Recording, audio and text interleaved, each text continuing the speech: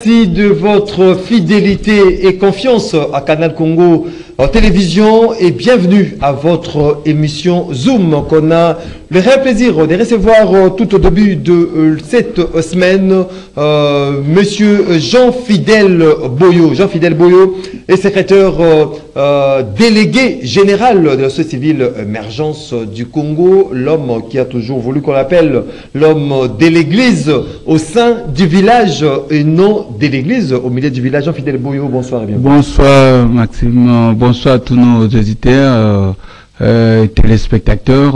Nous sommes très contents de parler de notre nation ce soir. Vous allez parler de la nation congolaise sans pour autant mentir à la population.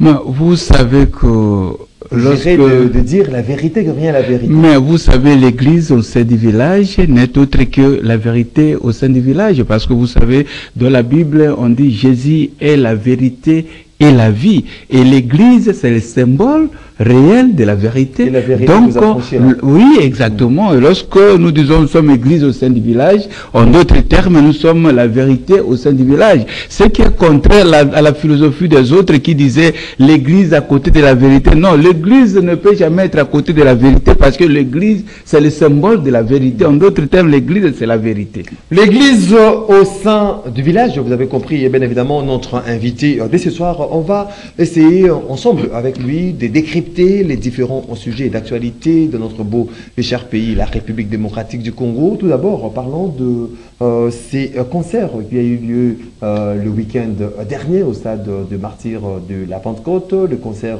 qu'a livré le pasteur, lui aussi musicien chrétien, Mike Kalambaye. Aujourd'hui, on a recensé 9 morts et plusieurs blessés.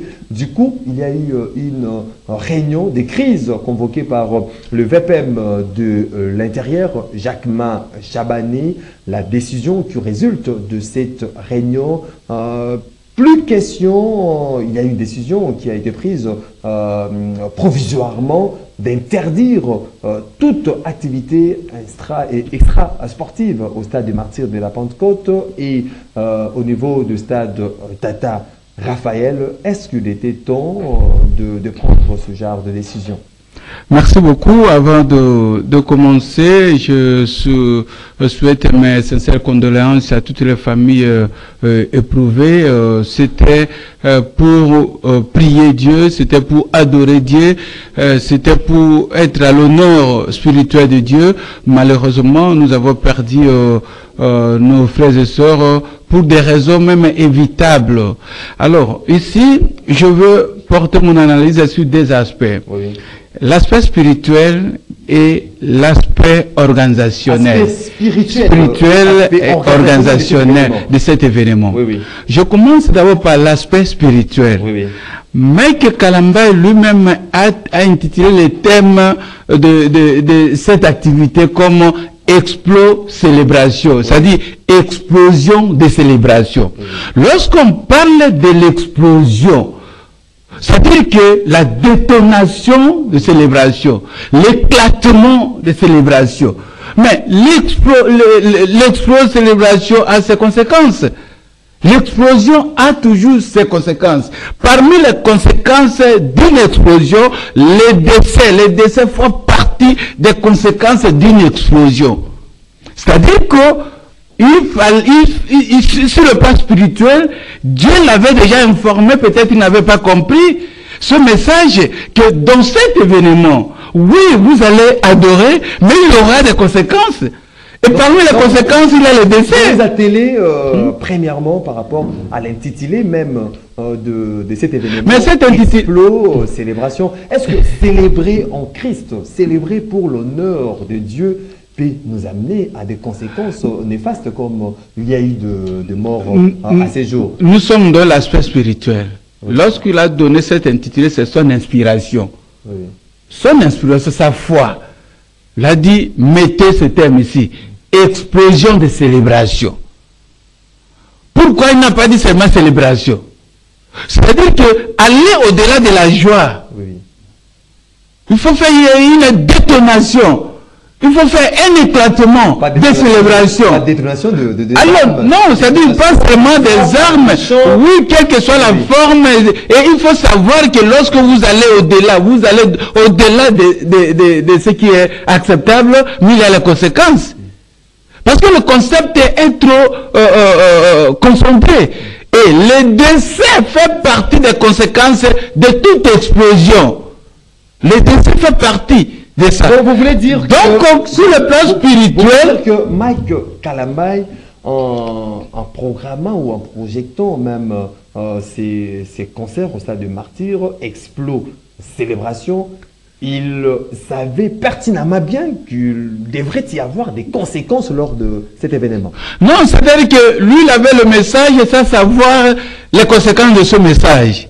Lui ne savait pas, il a reçu le message de son Dieu.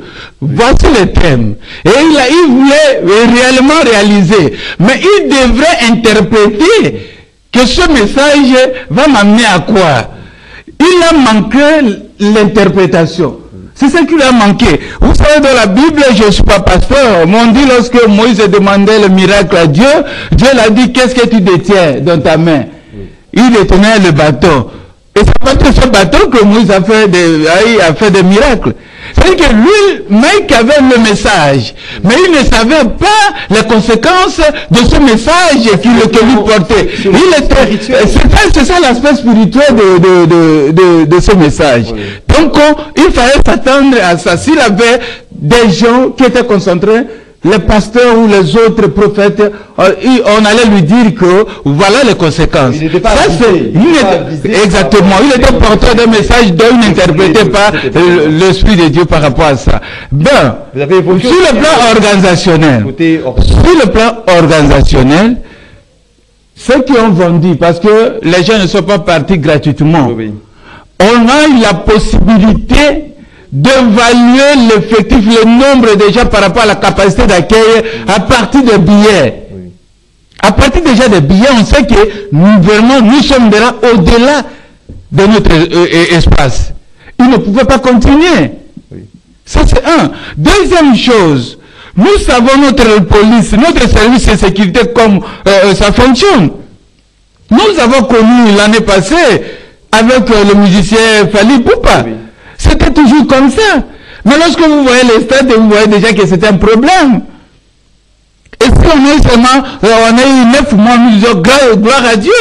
Parce que là, on allait aller au-delà de ça. Donc, ça, c'est le problème organisationnel. Même autre aspect, la décision. Je voulais analyser la décision de la réunion. Donc, il y a eu défaillance sur le plan sécuritaire, là, vous voulez parler. Oui, parce que... Au niveau de l'organisation, on imagine simplement que le stade de Martyr de la Pentecôte a une capacité de 80 000 places assises. Mais aujourd'hui, si déjà les organisateurs ont disponibilisé les billets, donc au-delà de la capacité du stade, allez-y comprendre. L'État congolais a un œil regardant dans des billetteries lorsqu'il y a des événements en tout consort, ou bien les organisateurs fonctionnent en électron libre. Vous savez, les responsabilités sont partagées. De l'autre côté, c'est l'organisateur. Si nous regardons aussi bien sur le plan sécuritaire, il a des responsabilités, et la politique de la province a aussi ses responsabilités. Et tout comme on peut aller au-delà de ça, notre faiblesse politique est que dans notre système politique, on ne développe pas le mécanisme de prévention. On ne prévient pas. Nous, vous voyez, parce qu'il est mort, ils se sont réunis pour décider. Parce qu'il est mort. Et puis, il y a eu une réunion de crise parce qu'il est mort. Oui. Et après quelques mois, c'est fini. Et puis, si aujourd'hui nous avons connu ça... Interdiction non, ne vous en faites pas, ne vous en faites pas. Ne vous en faites pas. C'est pas ça la solution. Je vous ai toujours dit que mieux vaut prévenir les faits que le juger. Vous voyez, il faut prévenir. Si aujourd'hui les gens sont morts, c'est parce que notre politique n'a pas tiré le leçon de ce qui s'était passé l'année passée avec Fali Poupa. C'était la même chose, dans les mêmes circonstances presque. S'il n'y a pas une approche préventive, les pays développés, ils sont développés par rapport à la prévention. Si on n'a pas le système de prévention, on va finir à connaître toujours des problèmes et des problèmes. Et c'est ça la faiblesse de notre système politique. Monsieur Jean-Fidèle Bouillot, je vous aime beaucoup aussi vos analyses parce que vous êtes église au sein des villages. Au-delà de l'aspect sécuritaire ou la défaillance, comme tout le monde est en train de pointer du doigt accusateur le service de sécurité de notre pays, mais cette façon aussi de polémiquer sur les uns et les autres, est-ce que la population aussi n'est pas instruite ou vigilante par rapport à se laisser emporter à des polémiques? Est-ce que ce n'est pas aussi le résultat des polémiques que X veut faire mieux que Y et ça nous amène à ce genre de drame? Non, c'est-à-dire qu'à un certain moment, sur le plan psychologique, il faut laisser aussi les gens se refouler. Vous voyez? Sinon, on va créer les gens avec les AVC et ainsi de suite. C'est bon, mais le problème, c'est l'État. Le problème, c'est le système. La politique, c'est le système nerveux d'une nation. Lorsque se pose un problème dans le système nerveux, eh bien, la conséquence, c'est ça. Nous n'avons pas l'approche préventive. On ne développe pas ça. On ne développe pas. Ailleurs, lorsqu'on sait qu'il y a 80 000 places, il y a 80 000 billets, un point trait. Dès que ça stoppe, c'est fini. Donc la solde c'est fini. Vous arrivez en dire, c'est fini. Oui. Pour que les gens... Est-ce que c'est impossible de le faire, ça? Est-ce qu'il faut appeler les Belges pour nous apprendre comment respecter ça? Non, on ne prévient pas. Aujourd'hui, on vous dit réunion de crise. Donc, le pays évolue de crise en crise. Tout simplement parce qu'il n'y a pas de prévention. Et maintenant, quand est-ce qu'on finira avec ce système de crise? Je vous avais dit ici... crise avec tous les ministres réunis. Je vous avais dit ici que la Constitution ne met pas en un mot ville, province de Kinshasa. Je vous avais dit la ville, ça part, province, ça part. Oui. Regardez maintenant, lorsqu'il y a eu cet incident, c'est dans la province de Kinshasa. Oui. Mais la réunion là a été présidée par qui? Par le gouverneur? Par le non, VPM. Par le VPM. De l'intérieur. De l'intérieur. National. Ça y est, la ville. Oui. Vous voyez, quelle est la place du gouverneur à ce niveau-là? C'est-à-dire que, en réalité, cette décision allait être faite dans le cadre de la province. Mais il y a du mélo-mélo. Notre système pose des problèmes. Même si les gens ne veulent pas qu'on en parle, nous sommes église au sein du village. La pathologie de notre pays, nous avons le système qui ne s'adapte pas à la réalité. Nous avons aussi les acteurs du système qui sont, excusez-moi, les hommes politiques qui ne veulent pas s'adapter à la réalité. Et le pays va de crise en crise. Tout simplement parce qu'on ne veut pas diagnostiquer et orienter le pays là où nous voulons. Donc aujourd'hui, c'est une décision aussi salvatrice prise par le gouvernement de la République. Salvatrice au-delà du fait que, parce qu'il faudra les dire, il y a certaines activités ou des événements qui ont été projetés pour le 12 et les 11 et les 12. Fally Ipupa, l'artiste Fally Ipupa devrait avoir double martyr et faire Gola le 2, le 3, les 4 au stade Tata Raphaël. Donc cette mesure du gouvernement fait de sorte que ces différentes activités soient annulées. Non, ça ne se justifie pas. Ça, c'est une distraction à un certain moment. Il faut laisser. Le problème, c'est seulement interdit qu'on puisse prendre des dispositions. Éviter les débordements. Éviter de vendre les billets au-delà de la capacité de l'espace. Il n'y a que ça comme décision. S'il fallait aujourd'hui reprogramme encore son activité, on dit mais le stade a combien? Quelle capacité? 80 000, il ne faut pas aller au-delà de 80 000 billets. Vous voyez, soit chercher comment associer le gestionnaire provincial avec l'organisateur sur la vente de biens pour contrôler la vente de tous ces biens. Il n'y a que ça. C'est une mauvaise interprétation, compréhension aujourd'hui des uns et des autres pour parler d'un stade ou d'un événement réussi au stade des Martyrs. Il faut voir le monde sur la pelouse.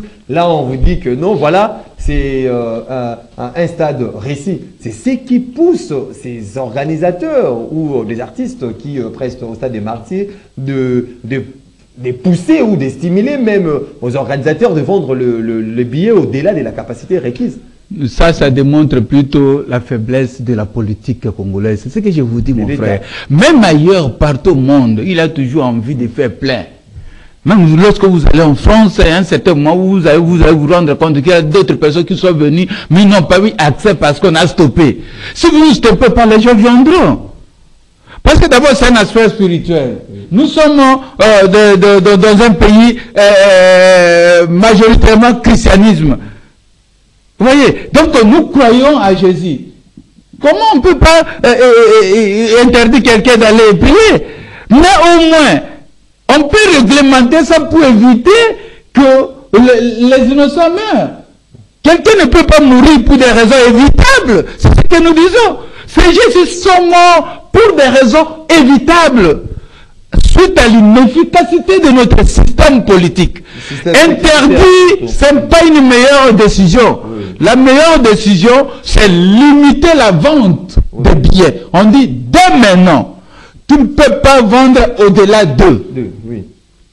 Vous voyez, lorsque l'État tient sur cette décision, l'État reste l'État, nul n'est au-dessus de l'État. Il y avait le moyen de transport, hein? Le bus était disponibilisé pour acheminer les ménomanes au stade de Martyrs. Oui, voilà, ça pour dire simplement, Maxime, que nous avons un problème dans notre nation. Vrai, nous avons des gens, les têtes passantes, nous avons des savants, une communauté de développement. Malheureusement, nous ne mettons pas nos cerveaux pour le pays. Il faut prévenir dans tous les domaines. Il faut prévenir. Nous n'avons pas une approche préventive, une politique de prévention. Non plus. Aucun secteur dont vous trouverez une politique de prévention. Non. Nous, c'est toujours crise. Crise. Comité de crise, mais après comité de crise, qu'est-ce qui arrive? Espérons que tout le monde prendra conscience pour éviter ces genres de drames lorsqu'il y a des événements dans de différents stades de notre beau et cher pays, la République démocratique du Congo. Parlons-en à présent de ces procès publics tentés contre Corneille Nangaa, ancien président de la Commission électorale nationale indépendante CENI, aujourd'hui chef du mouvement rebelle AFC, Alliance Fleuve Congo, malgré c'est par défaut qu'aujourd'hui sur les 25 présumés, il y a 5 qui sont présentés physiquement dans ces procès qui se tient à la cour militaire siégeant à la prison centrale, à la prison de militaire d'Endolo. Qu'est-ce qu'on peut tirer justement de ces procès publics intentés contre Corneille Nangaa, le chef d'orchestre, il faudra le dire, ce Corneille Nangaa, qui aujourd'hui est dans un territoire contrôlé par ce mouvement rebelle? Maxime, j'ai dit avec toute sincérité, c'est bien ce procès, et nous soutenons ce procès, mais ce n'est pas mieux. Ce qui est mieux pour la République démocratique du Congo, c'est prévenir les rébellions. Nous nous rendons compte tous que depuis... Oui, c'est comme ça. Depuis l'État, gérer c'est prévenir. L'État, c'est la prévention. Depuis l'indépendance, nous avons connu plusieurs rébellions. Moi, personnellement, de mes analyses, j'ai compris que nous avons maintenant 2 formes de rébellion. Nous avons connu la rébellion politique, c'est une rébellion qui vise d'accéder au pouvoir, qui qui vise s'accaparer au pouvoir, ça c'est une rébellion politique. Mais aujourd'hui, nous avons une rébellion économique. La rébellion de Corneille Nangaa fait suite au carré minier. Oui. Et lorsque vous voyez Corneille Nangaa, vous sentez, nous suivons tous sur les réseaux sociaux, Corneille Nangaa, vous ne sentez pas sa détermination pour arracher le pouvoir. Corneille Nangaa a un problème économique. Sa détermination pour piller les richesses. Oui, c'est l'économique. Et Corneille Nangaa, c'est l'économie qui l'intéresse. Il est vrai que dans une approche systémique, les deux concepts s'influencent. Tantôt la rébellion politique qui influence la rébellion économique, tantôt vice-versa, l'économie vers la politique. Chose qui était inimaginable qu'un président, un acteur d'une institution d'appui à la démocratie se transforme en un rebelle. Oui, c'est pour dire que c'est pour dire que nous devons tirer ça comme leçon. Nous devons prévenir les rébellions en République démocratique du Congo. Nous avons des minéraux, ça fait des années, on n'exploitait pas officiellement. Aujourd'hui, on commence à exploiter la République démocratique du Congo publiquement. Et il faut prévenir les rébellions, surtout les rébellions économiques. Lorsque vous avez les politiciens, aujourd'hui, qui veulent faire des affaires dans le monde économique, tout le monde veut avoir des carrés miniers. Mais en cas de déception politique, quelle sera la conséquence? Prendre des armes. Ah bon? Est-ce que c'est une excuse? Mais c'est comme ça que vous savez, Maxime. Il y a des conséquences par rapport à votre plan économique. C'est comme ça. Vous prenez les armes pour tuer vos frères. C'est comme ça, c'est ce qui n'est pas accepté, mais il faut prévenir ça. Parce que l'homme est un esprit. Chaque personne est un esprit. Vous ne pouvez pas gérer l'esprit de l'autre qui est devant vous. Non plus. Dans les nations passantes, il faut prévenir. Aujourd'hui, la lecture démontre que nous avons plus de politiciens qui préfèrent faire les affaires dans le monde du minerai, dans le monde économique. Mais en cas de déception politique, qu'est-ce qui pourrait arriver? Alors, nous devons prévenir. C'est comme ça que nous, dans le cadre de notre organisation de la société civile, ici j'interviens comme un analyste congolais, comme tout Congolais, parce que j'ai le droit de donner aussi ma voix sur ce qui se passe. Mais nous allons proposer au chef de l'État la manière où il faut prévenir les rébellions en République démocratique du Congo. Nous ne sommes pas là seulement pour critiquer. Nous travaillons sur ça, tout en regardant la Constitution. Pour ne pas violer la Constitution. Comment s'adapter pour prévenir les rébellions? Parce que c'est un aspect très sensible. La rébellion économique est très sensible. Et il faut le prévenir sur tous les plans. Comment? C'est comme ça aujourd'hui. Vous avez cette proposition de comment prévenir. Oui, mais aujourd'hui, je ne sais pas. Je ne sais à quel moment, à quelle heure, mais il faut le faire aujourd'hui parce qu'on s'est dit avec cette exploitation, d'ici 2050, quelle sera la République démocratique du Congo? Vous voyez, il faut réfléchir. Qu'est-ce qu'il faut faire? Corneille Nangaa, c'est une réalité. C'est un rebelle, déjà rebelle.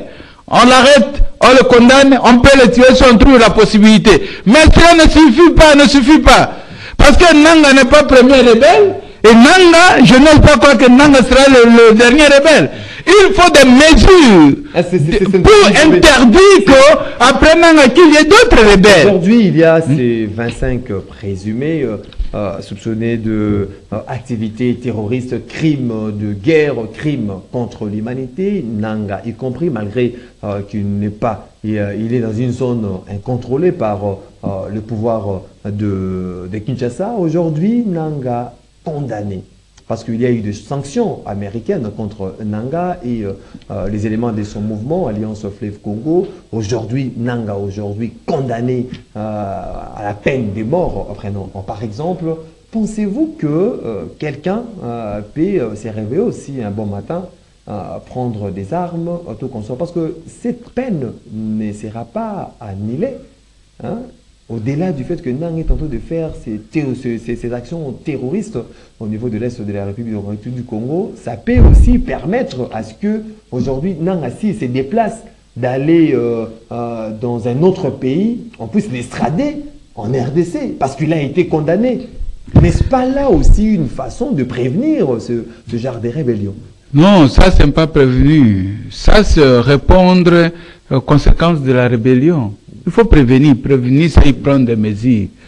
Ou quelqu'un, vous voyez par exemple dans son procès, il a certains membres de sa famille Nanga dedans parmi les 25.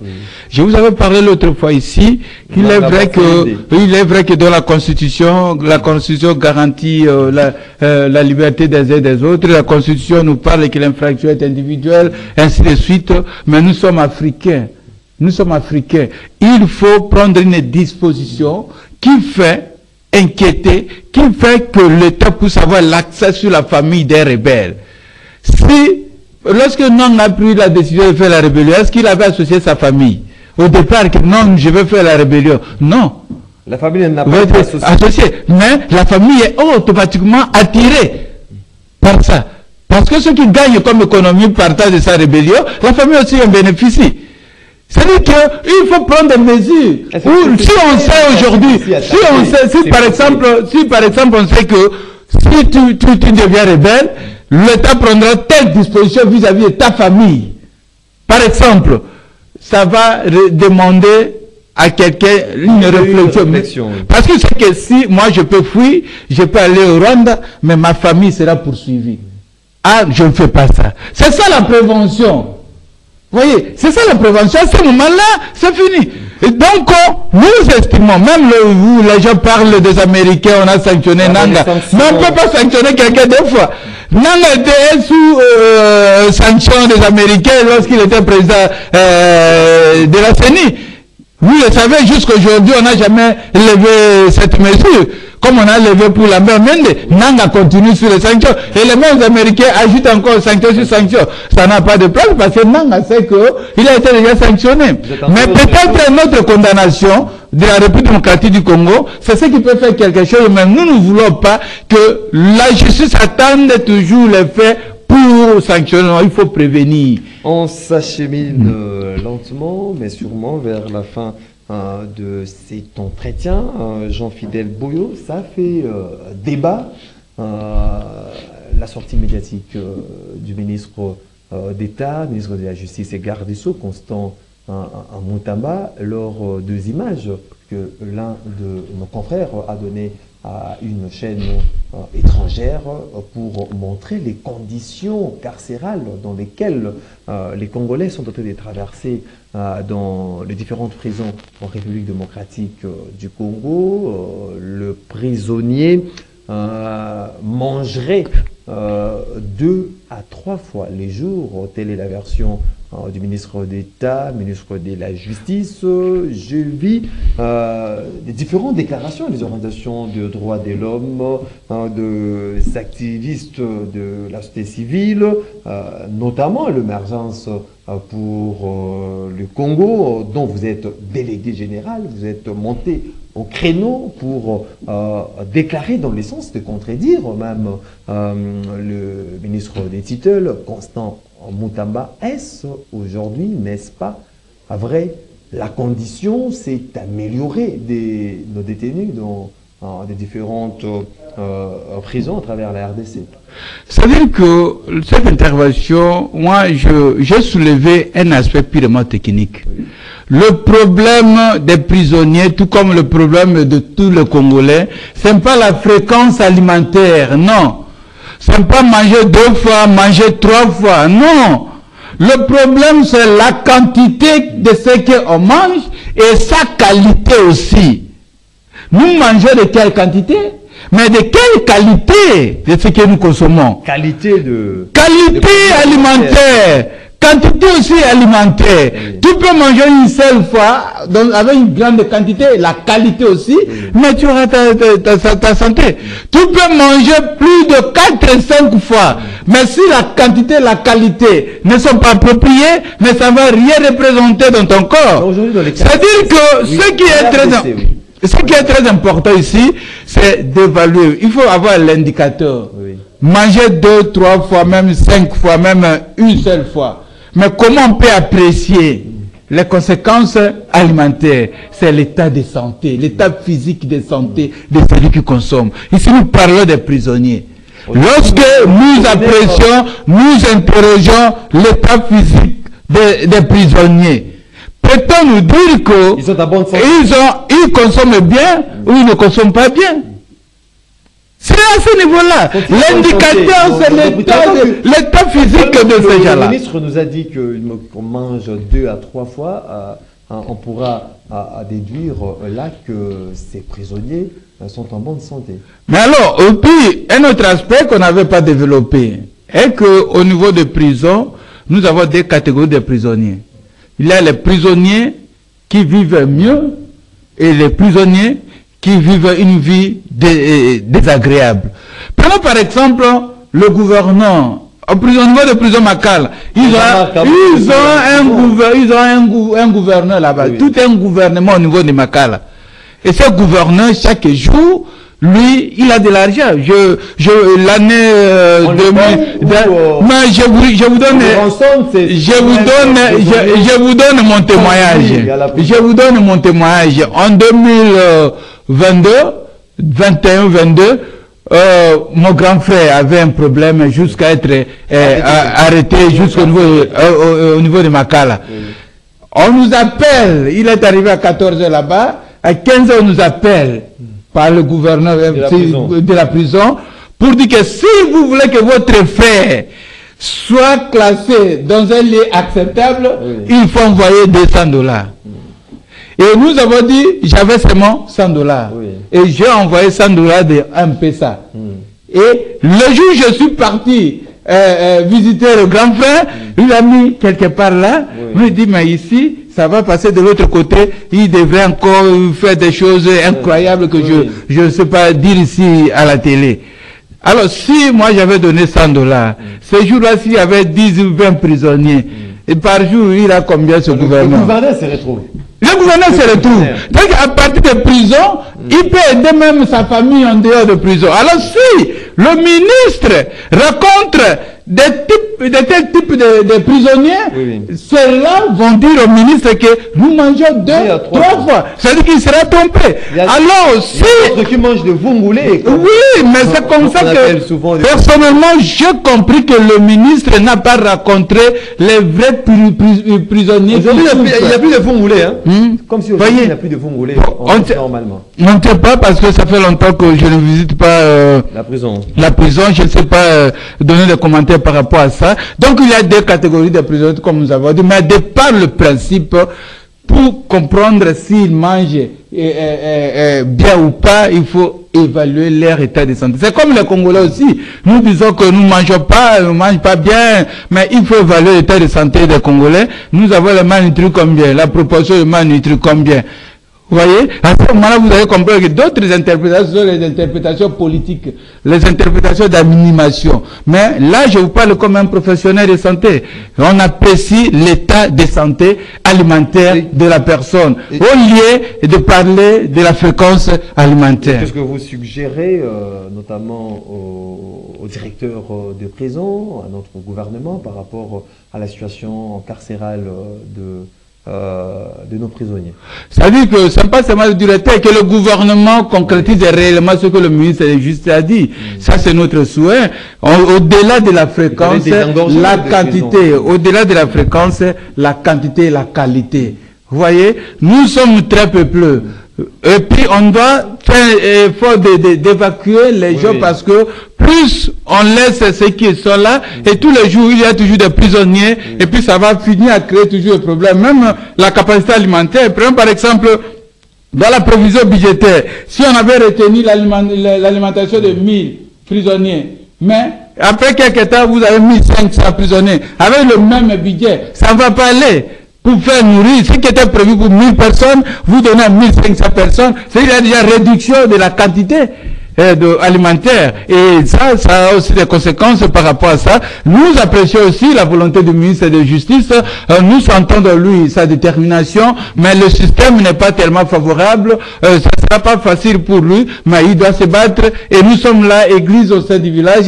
Quand c'est bon, nous allons dire que c'est bon. Quand ça ne va pas, nous disons qu'ici, ça ne va pas. Jean-Fidèle Boyo, en quelques minutes, que pourriez-vous dire à tous ces mondes qui vous suivent? Ça sera aussi votre dernier mot. Oh, nous disons que nous aimons notre pays et nous devons aimer notre pays. Nous demandons à nos politiciens de travailler plus dans une politique préventive. La nation a beaucoup de défis à relever et il faut des mesures préventives. Au lieu de rester dans ce qui est superficiel, au lieu de rester dans le fait, parce qu'on dit toujours les faits sociaux précèdent la loi. Alors il faut toujours faire quelque chose. Comme aujourd'hui, nous avons compris que nous avons fait une mutation de la rébellion politique à la rébellion économique, eh bien, il faut travailler à prévenir, parce que cette mutation va susciter encore la création de plusieurs rébellions, surtout que tous les politiciens aujourd'hui préfèrent faire les affaires économiques, ils aiment aujourd'hui les carrés miniers, ils sont dans le monde économique. Par conséquent, il faut prévenir pour éviter que demain, nous ayons d'autres rebelles sur le plan économique, parce que c'est ça même la mutation des rébellions que nous avons connues dans notre République démocratique du Congo. Jean-Fidèle Boyo, je rappelle, vous êtes délégué général de la société civile émergence du Congo. Je vous dis l'homme de l'église au sein du village. Je vous dis merci d'être disposé. Merci beaucoup pour m'avoir accordé cet espace.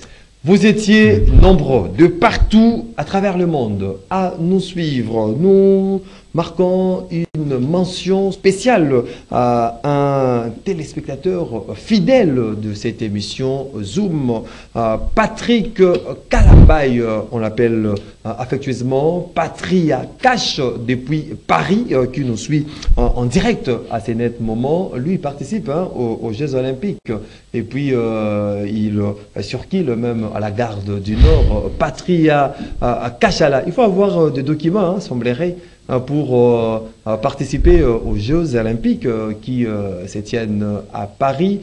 Patria Cash Kalambay, on est avec toi depuis Paris. Voilà, si vous avez aimé cette émission, a été réalisée par Moro Djambé, fiston Atung était du côté de la régie, Marité et Godo Georges Lubengue à la prise de vue, Doudou Moutiri à la production. Je vous retrouve très prochainement pour parler Congo. D'ici là, portez-vous bien et bonne évasion sur votre chaîne. Au revoir.